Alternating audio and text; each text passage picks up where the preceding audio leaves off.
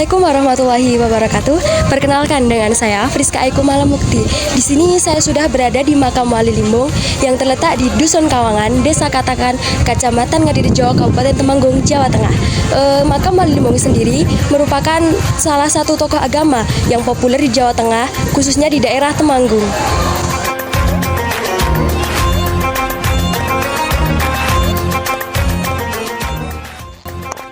Jejak ulama Wali Limbung diketahui dari keberadaan makamnya yang terletak di Dusun Kawangan, Desa Kataan, Kecamatan Ngadirejo, sekitar 3 km dari lokasi masjid. Jejak lainnya diketahui dari peninggalan sang ulama berupa tulisan dan Al-Quran yang kini disimpan oleh anak dan cucunya yang tinggal di Dusun Butuh, Desa Banjarsari, Kecamatan Ngadirejo. Selain itu juga terdapat keranda mayat peninggalan Wali Limbung yang hingga kini belum pernah ganti karena belum pernah mengalami kerusakan. Keranda tersebut dibuat dari kayu jati.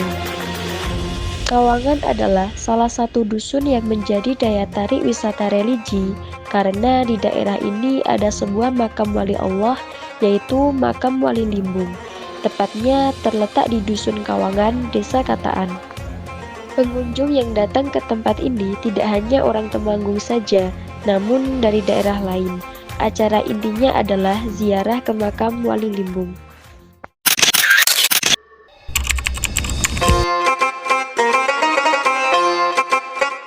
Masjid Jami Wali Limbung berada di tepi Jalan Raya Parakan menuju Waleri, tepatnya di Dusun Kauman, Desa Medari, Kecamatan Ngadirejo, Kabupaten Temanggung, Jawa Tengah. Secara turun-temurun, Masjid Jami Wali Limbung tepatnya dibangun pada abad ke-15. Masjid ini menjadi salah satu penanda syiar agama Islam di wilayah Ngadirejo, Temanggung.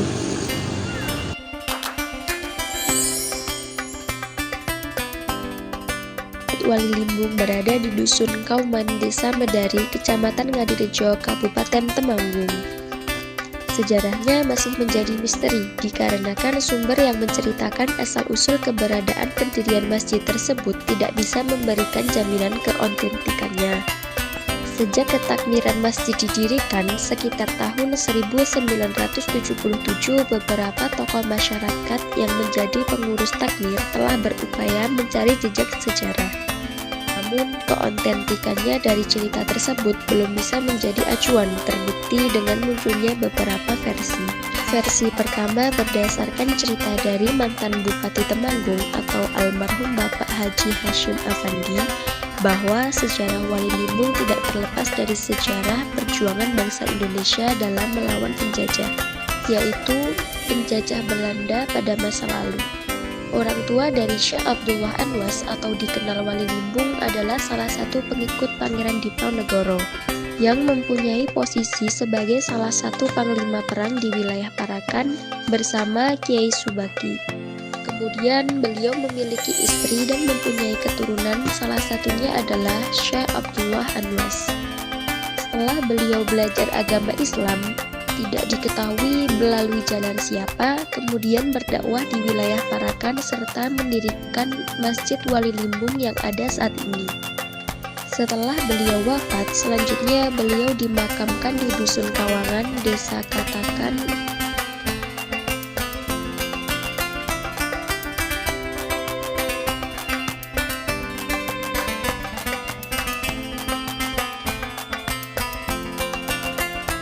berdasarkan cerita yang berasal dari buku risalah yang disusun oleh almarhum Bapak Siswanto Afandi pada tahun 1978.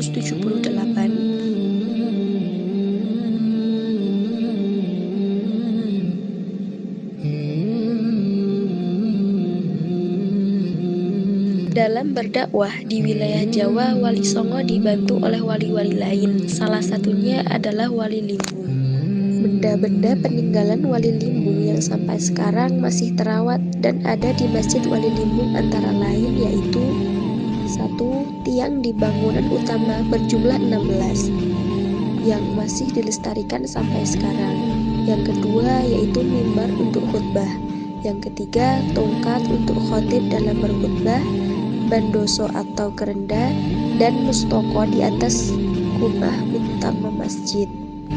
Jadi di sini saya sudah bersama dengan Bapak siapa? Boleh perkenalkan diri? Estano Dirarjo. Dengan Bapak Estano. Di sini saya ingin bertanya, untuk sisa peninggalan sejarah Walilimung, katanya masih ada sumur, beduk, dan keranda. Zaman dahulu, apakah bisa diceritakan sedikit tentang peninggalan tersebut? Ya, seperti yang Anda sampaikan benar sekali, bahwasanya Masjid Jami Walilimung yang letak administratifnya berada di Desa Kauman, Medari, Kecamatan Ngabirjo. Untuk Masjid Walilimung sendiri masih ada beberapa peninggalan. Yang pertama adalah mustoko, yaitu mustoko yang ada di atas ruang utama Masjid Jami Walilimung. Selanjutnya ada mimbar yang sampai saat ini masih digunakan untuk khotbah tiap hari Jumat dan hari-hari besar Islam.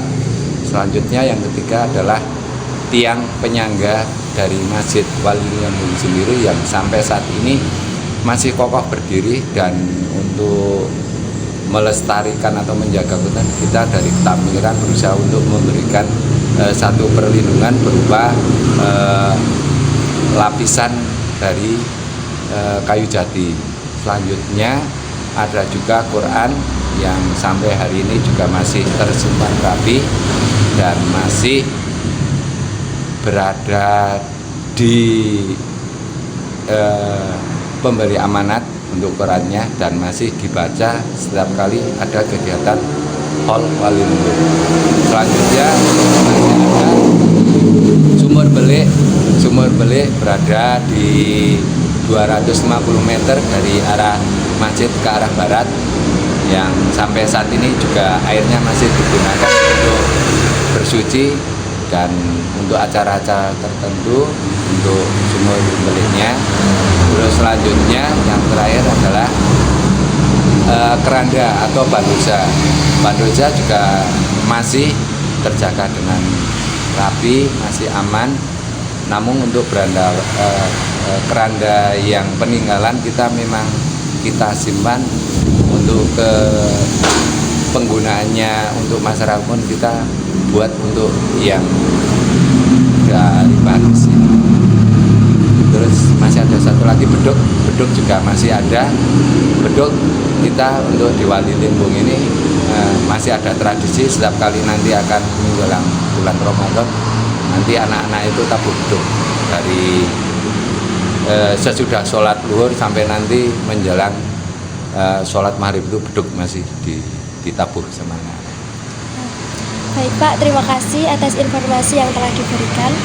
Dan sekian, terima kasih. Wassalamualaikum warahmatullahi wabarakatuh.